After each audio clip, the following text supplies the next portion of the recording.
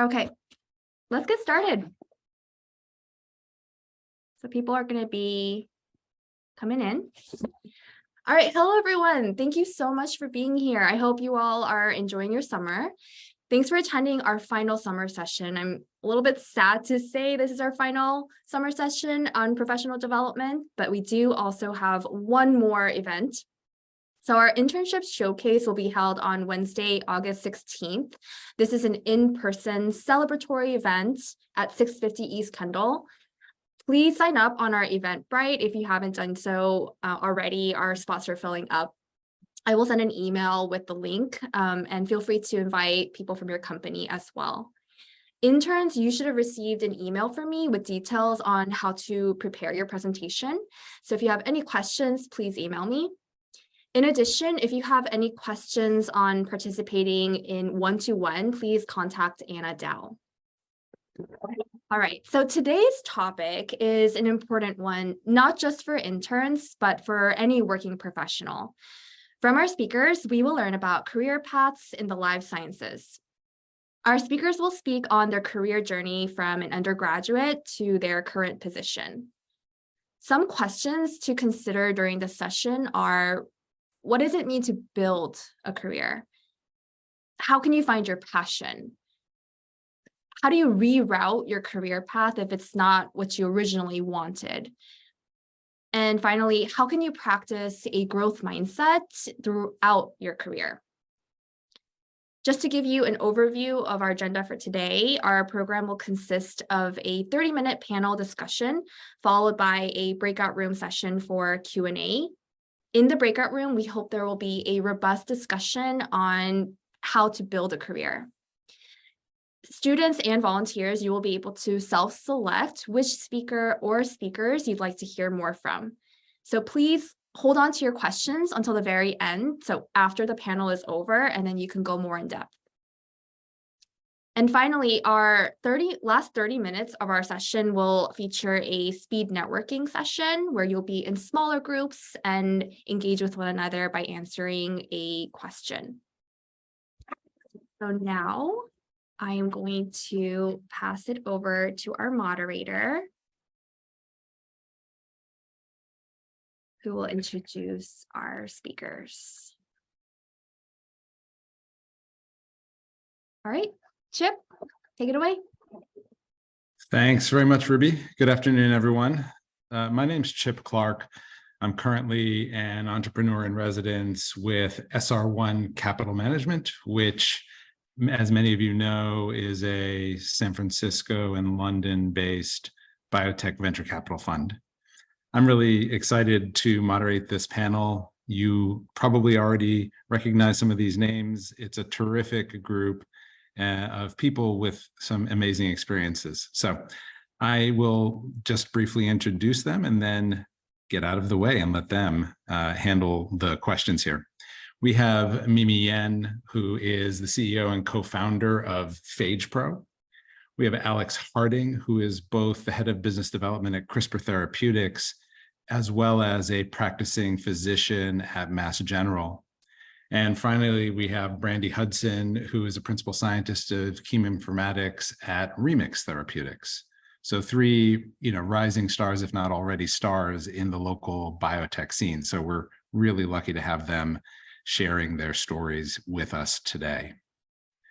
I'm going to ask a question and then ask someone to take it.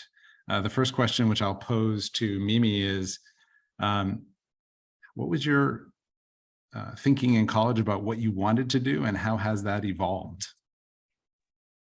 Sure.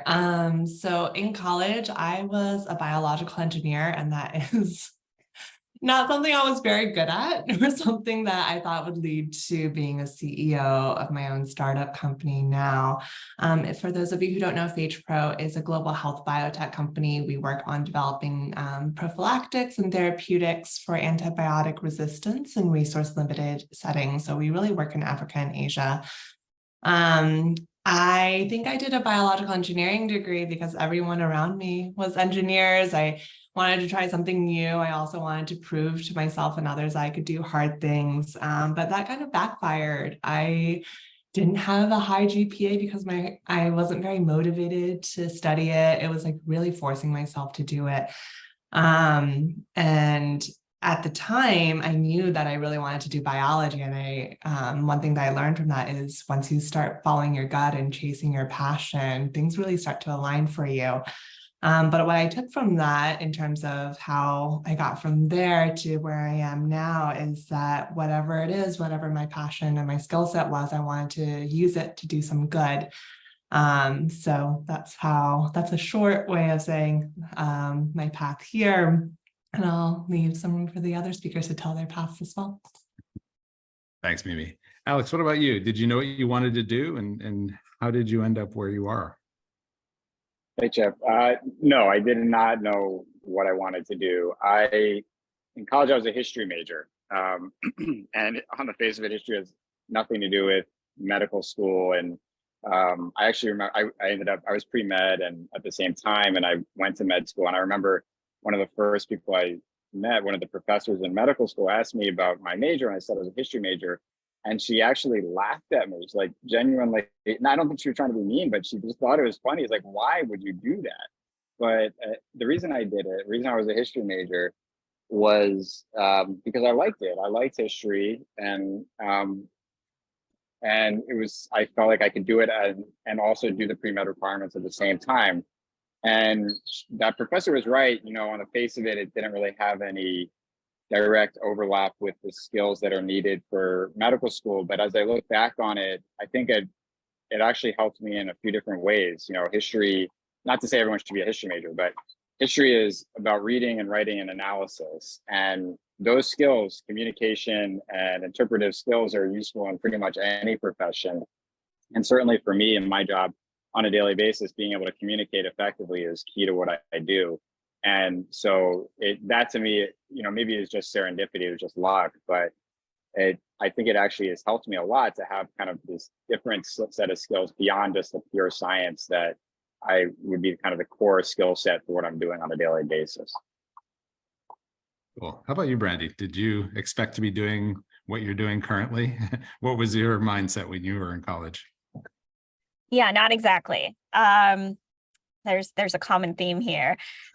So I think in high school, I learned about pharmacists and pharmacy, and I was just like, that's what I'm going to be when I grow up. And so I went to college really thinking that I would become a pharmacist one day, you know, for job stability, for boring reasons, honestly.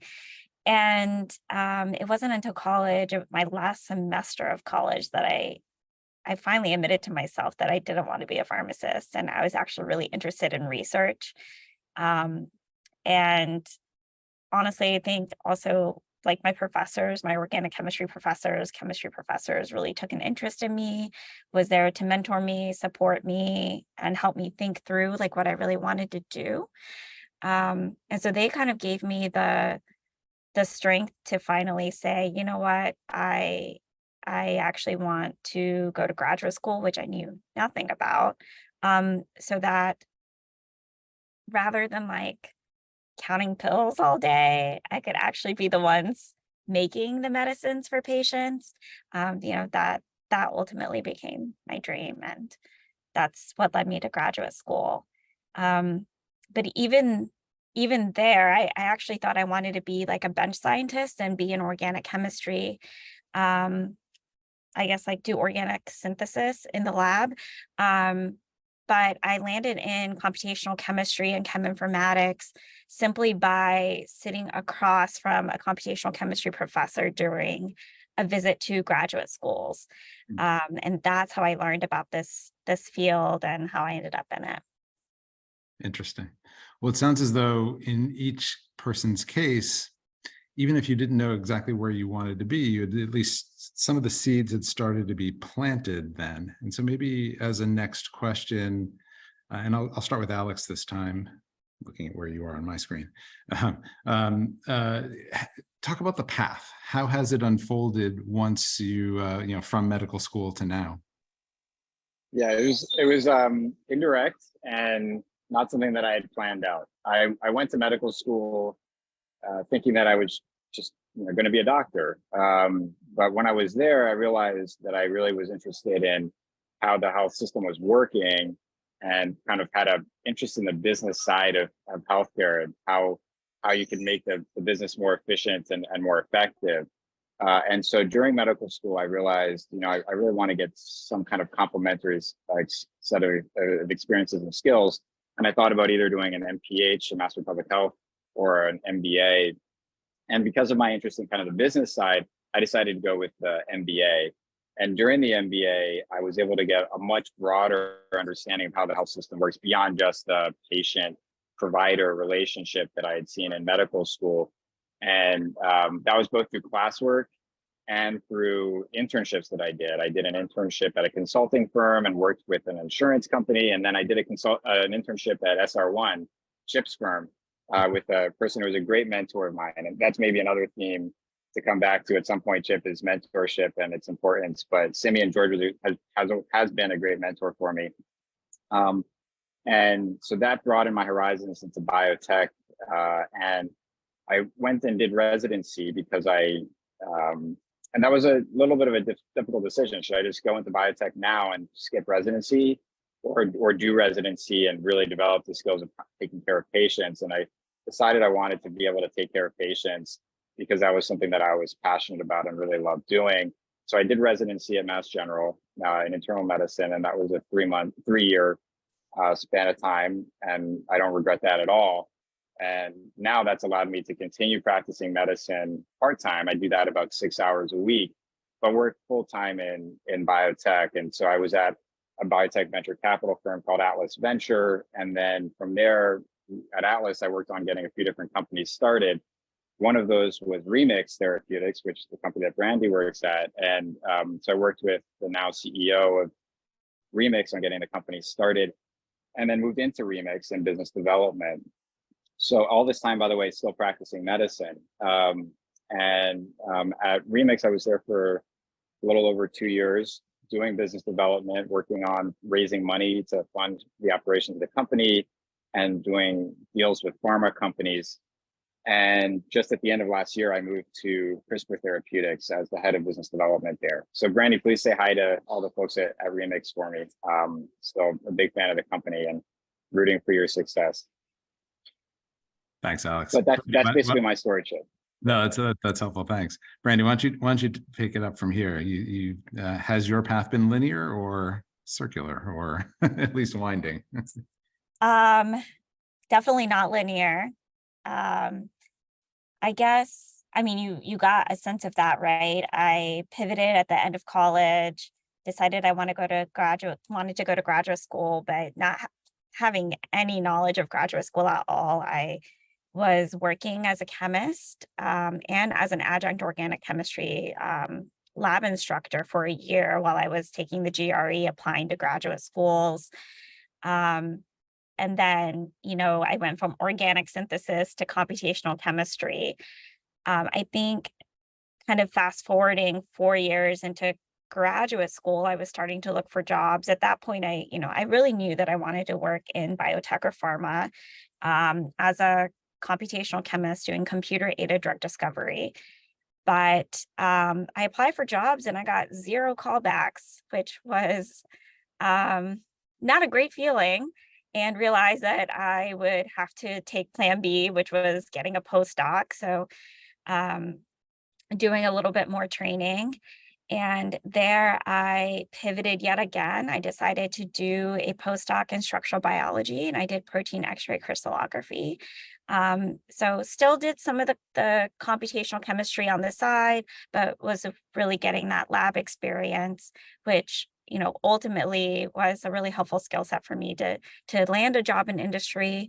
Also, my postdoc advisor really opened doors for me. I started a collaboration with another biotech company called Relay Therapeutics. And that ultimately is where I landed my first job.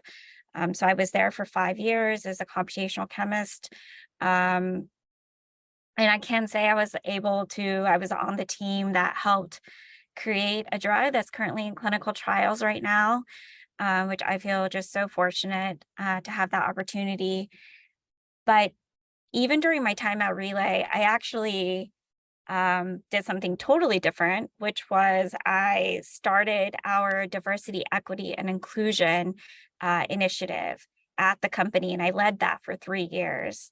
So I'm like really proud of everything that I was able to do at Relay, but that is probably one of my biggest, maybe my proudest moment, is because I could really tell that I was having a tangible effect on the culture of the company, how people were showing up to work, being able to be themselves, be accepted, not afraid to speak up. So we, started an employee resource group for LGBTQ plus communities, as well as for women in biotech. And of course, for all allies to join. And it gave people a voice, a platform, really to educate, organize social events, as well as get invested in some really great nonprofit organization in the Boston area. So that gave me the opportunity to also lead something and start to build some leadership experience. And that was a really, I guess, uncomfortable journey, but a really, really good one. And so since then, I guess I recently joined Remix about 4 months ago, and I'm hoping to do some of those same things here as well. But I've also considered, maybe I go all in on DEI, or I have a lot of interest in business development as well, corporate strategy. So maybe I'll go that direction. So I would say I'm just kind of following where my interests and passions are. That's a common theme here. Maybe you can speak to your path as well. Yeah, I think it's all about how we tell our story, because I think if I thought about my path from undergrad biological engineering to CEO of a startup and my experiences so far, it wouldn't be linear. It would be very roundabout, but each one of those experiences along the way kind of made me who I am as a leader now and what my company is about now.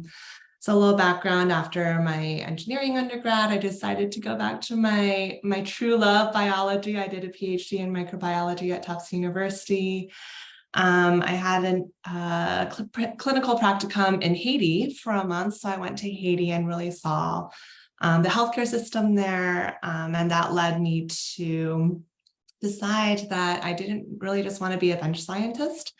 I wanted to work on the gap between discoveries at the bench and how they actually got to communities. And I specifically wanted to work on communities that really had a lot of breakdowns in the system along the way. So I didn't know anything about that. So I decided to start applying to part-time masters in public health programs.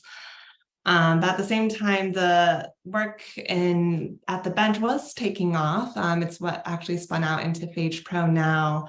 And the only reason that it spun off is because I decided to attend Tufts 100K entrepreneurship competition info session, and was like, oh, maybe this would be worth pursuing.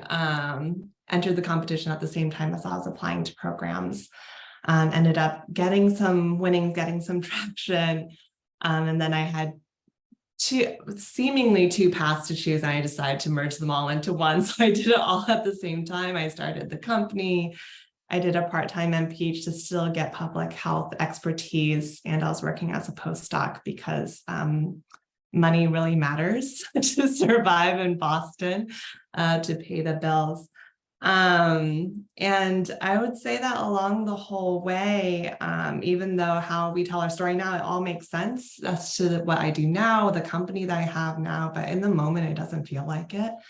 Everything feels really uncertain. I felt like an imposter a lot of the time, and that's something that we could certainly talk about, the feeling of, at least for me as a CEO, I am young, I'm a woman, I'm a child of immigrants, I'm East Asian. There's all these things that you don't often see in a startup CEO, and things that you have to figure out for yourself and reflect on and see if you could reframe it for yourself in a way that builds resilience to keep going into your next chapter.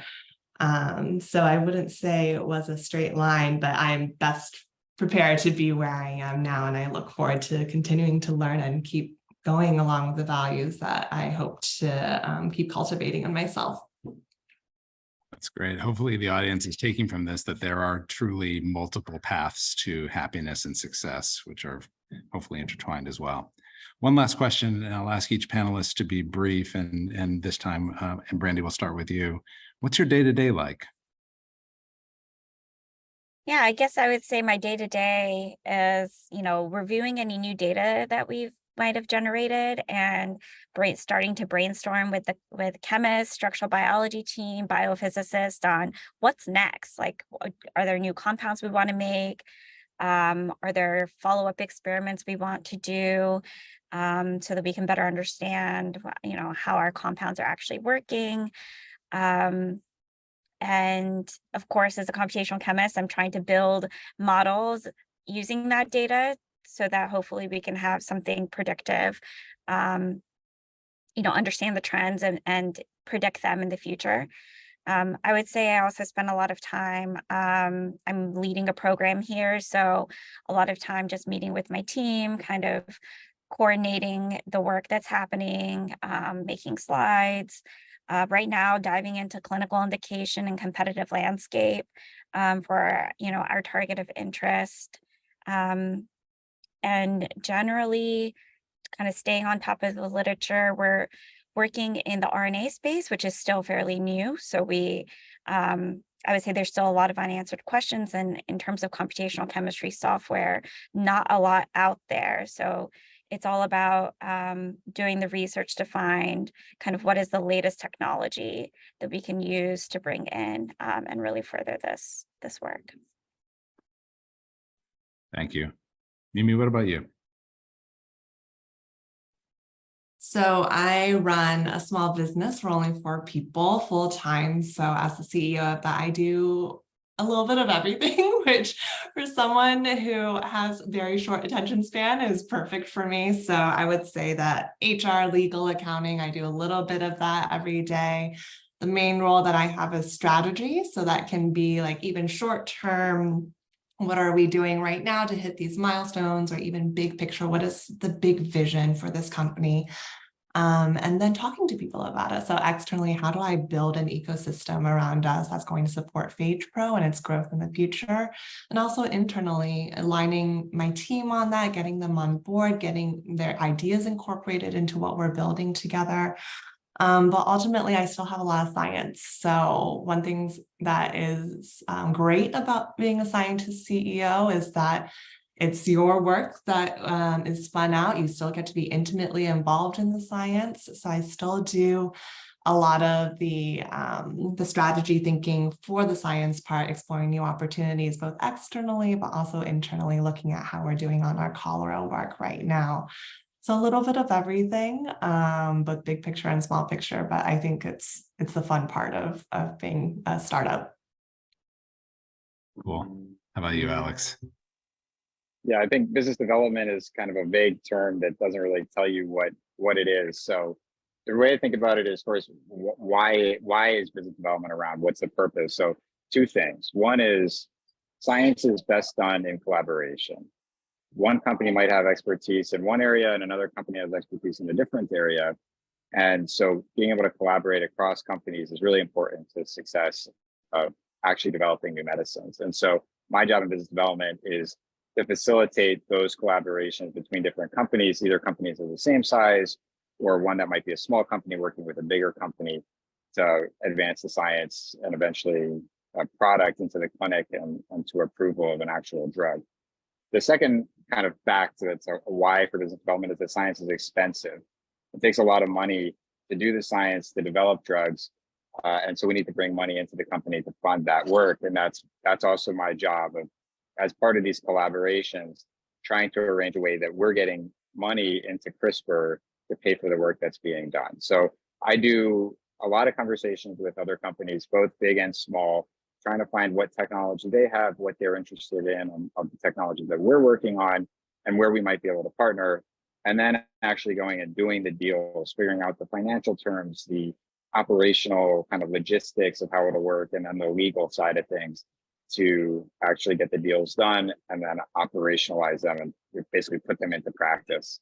And then there's also a big piece of the strategy of what does CRISPR want to work on? What are our priorities internally as well, which goes hand in hand with all those external activities.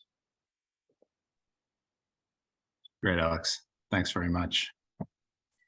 Those are the questions that we wanted to cover on the panel, and I thank the panelists for their time, for their brevity as well. It's always challenging to condense very complex and exciting things into short paragraphs. Hopefully the audience here today takes from this that there are, as I said a few minutes ago, many different ways to find what works for you and many different ways to succeed in developing a vibrant and hopefully exciting career in the biotech ecosystem. And so hopefully you leave this conversation inspired, and hopefully also you'll bring questions into the breakout sessions that I guess we'll be moving to next, Ruby. Yes. So thank you so much for the panel, the wonderful panel. For our first breakout room, it will be a student Q&A. So students, if you have any questions, please ask, and also just a larger group discussion where anyone can really speak up. I have some suggested questions to start the discussion. I personally feel question number one, what does it mean to build your career, is an important one, and there's different ways to answer that. So we will be in breakout rooms for about 20 minutes, so until 12:50 or so, and then we'll come back to the main room and transition into speed networking. So if anyone needs to hop off or hop on, understand time constraints. So we will now move into breakout rooms. Oh, and you can pick which room you want to go to. There'll be 3 per speaker.